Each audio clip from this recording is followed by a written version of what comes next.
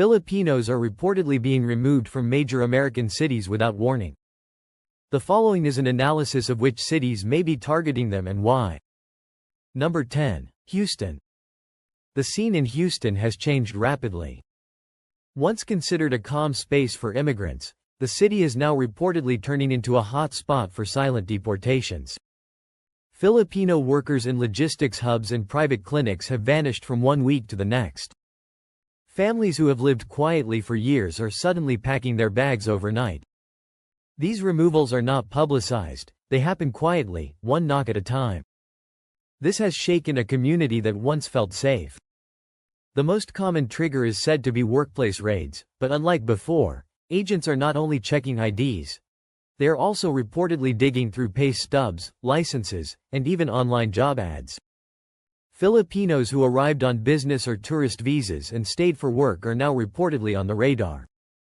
Others who overstayed during the pandemic when flights home were impossible are now being treated as fugitives. Some were reportedly caught just for being in the wrong band pool at the wrong time. It is a chaotic situation, and no one is warning them. The reason Filipinos are being targeted is because enforcement has reportedly shifted toward low-risk deportations. Officials allegedly claim it is easier to process Filipinos because most do not resist and often cooperate, which makes them easy targets. Houston's data sharing with Immigration and Customs Enforcement, ICE, has reportedly increased, linking local hospitals and even community aid records to immigration databases. The message is clear. No matter how long you have lived here, your paperwork now defines your future, and for many, that future is being erased. Number 9. Chicago. It reportedly did not begin with a raid in Chicago. It started with a letter, then a phone call, then silence. Filipino families who had been living in basements, rented rooms, and shared apartments for over a decade were suddenly gone. The sweeps reportedly did not make headlines, but in tight-knit Filipino communities like Albany Park and West Ridge, people began disappearing one week at a time. It was quiet but brutal. The reasons are a tangled mess of reportedly expired F1 student visas, unresolved asylum cases, and job transfers that never received official approval. More disturbing was the rise of what locals call data hunting. Social services like clinics and shelters reportedly started requiring stricter ID checks and then shared that data with immigration authorities. A single digit out of place in an old file was enough to open a case. In Chicago, even going to the hospital could now reportedly get you deported. What makes Filipinos so vulnerable here? Efficiency. Authorities have reportedly said that Filipinos don't cause noise, and that has sadly worked against them. With limited legal defense and small community aid budgets, removals are fast-tracked. Filipinos are reportedly among the least likely to have criminal records, which ironically makes deporting them look cleaner on paper. In Chicago, silence is not safety, it is reportedly what makes you an easy target. Number 8. Los Angeles. It started with surveillance in Los Angeles. Agents reportedly began monitoring neighborhoods like historic Filipino Town and Koreatown under the guise of routine traffic enforcement. But those stops soon turned into targeted detentions. Filipinos who once felt protected by the city's sanctuary status were shocked to learn it reportedly did not shield them from federal action. Many found out too late that county and federal systems still shared data behind the scenes. What looked like random checks reportedly became systematic removals. Unlike other cities, LA's deportations are reportedly being driven by immigration court cleanups. For years, thousands of Filipino nationals had cases stuck in limbo.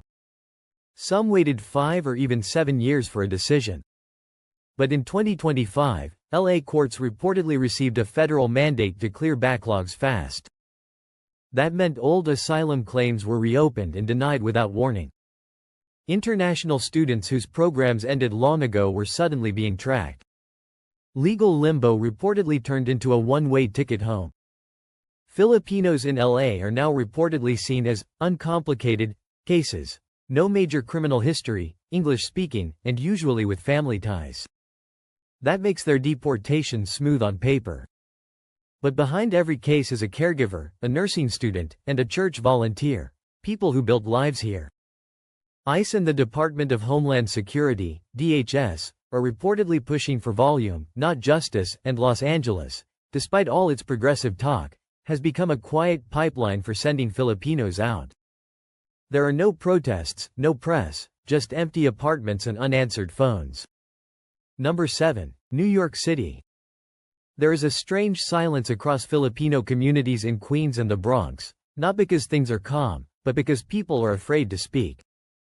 Federal officers have reportedly started showing up near church festivals, community picnics, and Filipino grocery stores. That is where several detentions reportedly happened this year. People were not hiding, they were attending public events, trying to live normally. Now, every party feels like a risk. Many of those deported were reportedly in a legal transition. They had filed for family reunification or were waiting for green card approvals. But processing delays, missing documents, or slight errors in applications left them unprotected. They were not criminals, they were parents, caregivers, and workers who just did not have their latest forms processed in time. And with no room for delay in New York's fast-tracked enforcement, they were reportedly removed before their cases could be heard. What is worse is that New York City has reportedly become a testing ground. Homeland Security has allegedly launched pilot programs using facial recognition to track long-term overstayers. Filipinos, who often work in home care or as private staff, are easy to follow through public transport cameras and neighborhood surveillance. And once flagged, they are reportedly moved through the system fast. It is not about danger, it is about data. And Filipinos, once invisible, are now reportedly being watched more closely than ever before. Number 6. San Francisco. Not every deportation starts with a border raid. In San Francisco, many reportedly begin with a rent dispute. Filipinos living in shared housing or informal rentals have found themselves exposed after being reported by landlords. These reports, once about unpaid rent or noise complaints, now reportedly reach federal databases, and once names hit the system, ICE takes over. What was once a simple neighborhood issue has become a trapdoor to deportation. The reasons behind these removals reportedly go deeper than visas. It is about gentrification, legal blind spots, and broken trust. Landlords who want tenants out reportedly use immigration status as leverage. Eviction court filings are scanned for foreign names. Filipinos, who often live in multi-generational or sublet setups, become easy to identify. One case even reportedly began because of a neighbor's parking complaint. The line between civil disputes and deportation has reportedly blurred. Why target Filipinos here? Because San Francisco reportedly runs on paper trails. From social programs to city housing aid, every record feeds into federal systems. Filipinos, known for quietly following rules and staying under the radar, often leave digital footprints without knowing it. And in 2025, those footprints are reportedly being tracked. San Francisco once felt safe, liberal, diverse, and immigrant-friendly. But now, even the most peaceful corners are reportedly under quiet surveillance. Number 5. Dallas. Dallas did not need a major headline for the fear to spread. It started in hospitals, where Filipinos reportedly make up a large part of the medical workforce. Rumors turned real as nurses and caregivers began to disappear after late-night shifts. Most of them were not hiding, they had ID cards, work histories, and even U.S. tax records. But that was not enough. Immigration officers were now reportedly waiting near clinics, targeting those who looked like staff. The reason? A major healthcare audit reportedly exposed licensing gaps and contract violations, especially in care homes. Many Filipinos had arrived on temporary work visas and never received renewal notices. Some were reportedly misled by agencies that promised sponsorship but never followed through. A few reportedly worked for years under contractor titles that did not match visa requirements. It was a system that reportedly failed them first and then punished them for that failure. What is happening now feels like punishment by association. Because Filipinos are so present in Dallas's caregiving sector, they have reportedly become a blanket target. Even legal workers now reportedly fear background checks and contract reviews. One mistake on a timesheet or one missing form, and they risk removal. Dallas once welcomed these workers with open arms. Now it is reportedly sending them home quietly, one shift at a time. The message is clear. No job is protection anymore. Number 4. San Diego. San Diego may sit near the beach, but for many Filipinos, it now feels like the edge of a cliff. It is a place where families are reportedly being broken up, not by choice but by court orders.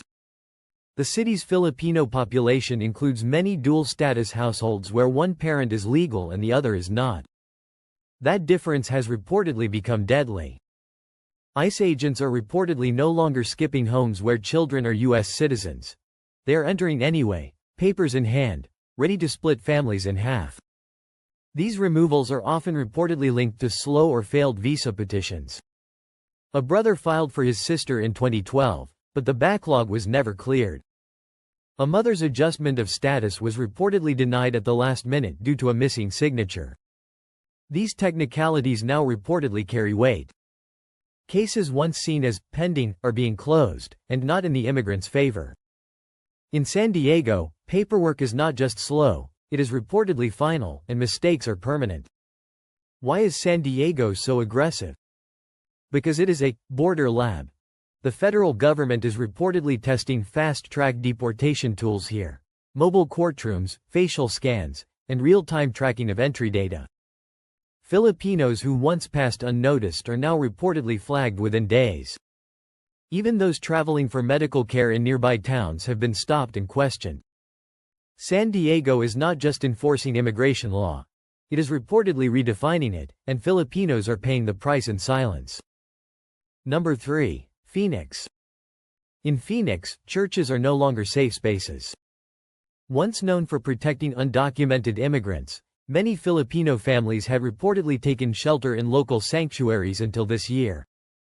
Without warning, federal agents reportedly began raiding these religious spaces, arresting those who had lived inside for months or even years. Videos never reached the news, but words reportedly spread fast in the community. Filipinos stopped attending vigils, and families stopped seeking help. Fear replaced faith. Most of those expelled had reportedly been protected by deferred action or pending humanitarian relief. They were not hiding because they were criminals, they were hoping for policy change. But Arizona's political climate reportedly took a hard turn in 2025. Old protections were revoked overnight, making past agreements worthless. Families who had once been promised safety were suddenly swept into detention bans. Phoenix reportedly became the place where promises were broken. Why Filipinos? Because many reportedly turned to the church when the legal system turned its back. That made them easy to find and even easier to remove. State lawmakers reportedly passed new rules allowing law enforcement to enter places of worship without a warrant if immigration violations were suspected. It was reportedly framed as closing loopholes, but in reality, it targeted vulnerable groups. For Filipinos in Phoenix, even prayer has reportedly become a risk. Number 2. Miami. Miami's waters may sparkle, but the mood among Filipino workers has reportedly darkened fast in recent months. Portside communities that once buzzed with cruise line jobs now feel abandoned. Many Filipinos who worked behind the scenes in kitchens, laundry rooms, and supply docks have vanished, detained quietly and deported quickly. Families who relied on these incomes are left with silence and fear. No goodbyes, no answers. The wave of deportations reportedly followed a federal crackdown on identity fraud.